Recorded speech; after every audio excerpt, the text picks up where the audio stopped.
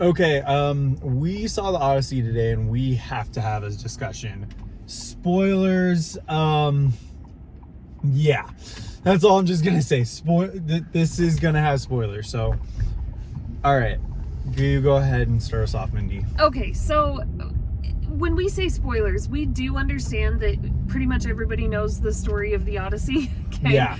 We're talking about movie-specific things. The way they executed things. Exactly, yeah. That we maybe didn't want to give away if you were interested in knowing our opinion, but not sure if you, wanted to see the show yet. Mm-hmm. Anyway, so here are our kind of spoilery reviews on things.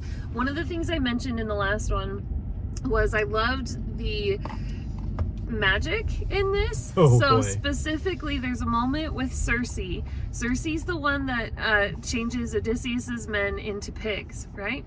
And instead of just a little camera switch into pigs or a, magic wave of her hand, they're pigs. Her magic is very physical. She molds their faces like clay and their bodies like clay until they turn into pigs.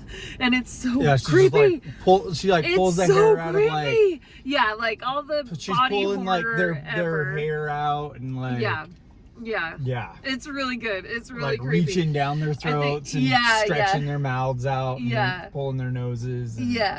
Both of us, I think we looked at each other at one point and we're like...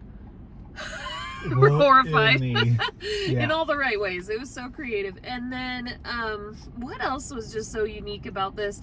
You mentioned that Odysseus's moments with Athena might have been a little bit more symbolic. Let's go into that. Yeah. So at the end, towards the end of the movie, one thing I thought that they would, this is why I appreciated the non-linear storytelling, is that if they did it linear, you would have gotten the Trojan horse and all of that right off the bat. Yeah.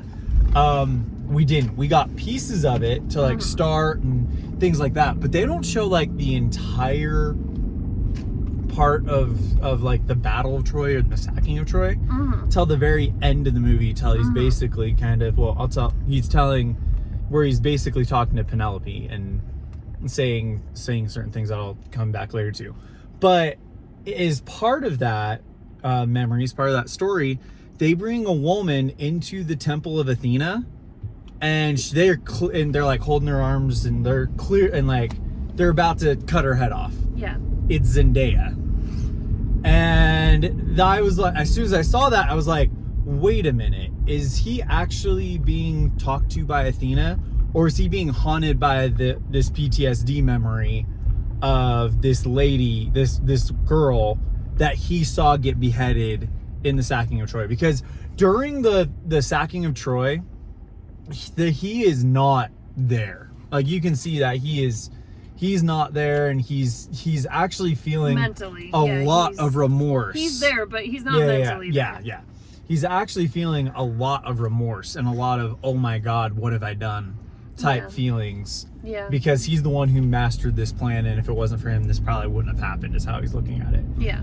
But yeah, when as soon as they show that character and they bring Zendaya in as a mortal to basically be beheaded, and then I could be wrong, because they also, maybe he's seeing Athena more as a human person at that point, because that's also about they also kind of do a quick cut to another soldier cutting off the head of Athena's statue. Yeah. So maybe I'm wrong, but but as soon as I saw that, I was like, this could be a PTSD memory. He saw this girl get brutally killed because of something he already felt extremely guilty for, and now this person is haunting him. Yeah. Could be. It could be. I didn't interpret it that way right away, but I thought it was interesting when you told me that afterwards. I think that's a really interesting interpretation. I did see it more as when they cut off the statue on the head, or cut off the head of the statue of Athena, and then later in the movie he sees her as an actual being. I just saw that more as her personifying humanity and everything that he thought he fought for and stood for, but felt like he had failed. He felt like he'd failed his kingdom. He felt like he failed humankind, basically, because he thinks that what he contributed to the war was He thinks it's morally wrong what he did. It's interesting because the last film Christopher Nolan did, Oppenheimer, about a guy who wrestles with that same thing. That what he created, yes, ended like the what war. I created and then, but oh my gosh, look at the harm and the damage and the deaths that it caused. Yeah, it's kind of a that's good similar point. thing with Odysseus. Like, right. he did his job. I mean, his job as a soldier, but what he created caused so much pain and so much agony and so much like. It's cool because what's mythology for? Usually it's to tell some kind of cautionary tale or perpetuate different, belief systems or morals to the story, right? And so it's sort of like these creators and Christopher Nolan took the story of Odysseus and created, when they told their take on this story, it was relatable in that, what soldiers with PTSD might be going through, or with, kind of a timeless story. And then that's interesting. When he's talking to Penelope, Anne Hathaway's character, and telling her, not saying it's him, but he's like, this is why he's probably not coming back, because he doesn't deserve to be home, because what he did, it was so vile and things like that. I wonder, I mean, I'm not a veteran. I'm related to a lot of them. But I wonder if that's what a lot of combat veterans kind of feel a little bit. I don't know. And and then that's when it hit me. I'm like, oh my God, this is a PTSD story. Yeah.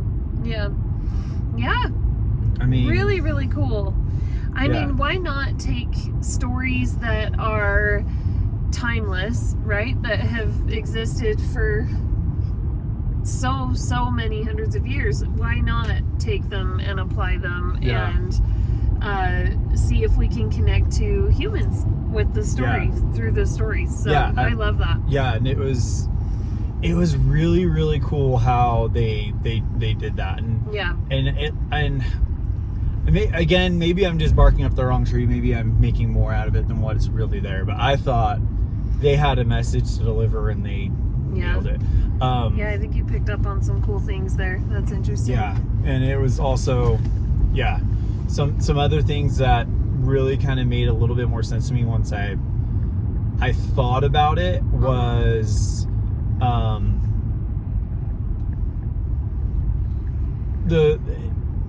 it was interesting because I was wondering if Lupita Nyong'o, if they were going to give a backstory. It was like maybe she was from, because the Spartans did do trade with African tribes and stuff like that, and maybe that is the story, but they don't actually explain it.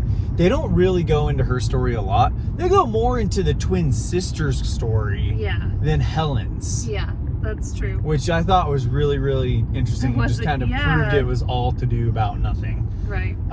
But she also plays that character as well, and does a great job with it, and you understand why she basically has it out for Agamemnon.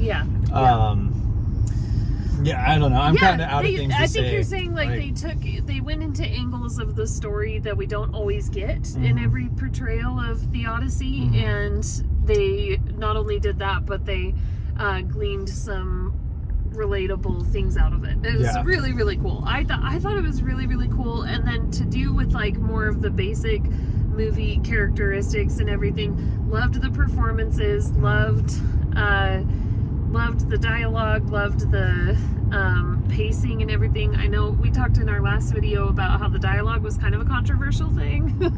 You got used to it quick though. Yeah, and I mean, again, they would have been speaking Mycenaean Greek, which means that they would have just been speaking in whatever language was familiar to them and contemporary to them at the time. So how do you possibly accurately portray that? And again, you put them in language and dialogue that's familiar with each other. And again, it's not like they're like speaking complete modern slang or something like that. Like, we joked in our last video, it's not like they were like, dude, my dad's dead. Yeah. Bruh. Yeah. But there was just a lot to take.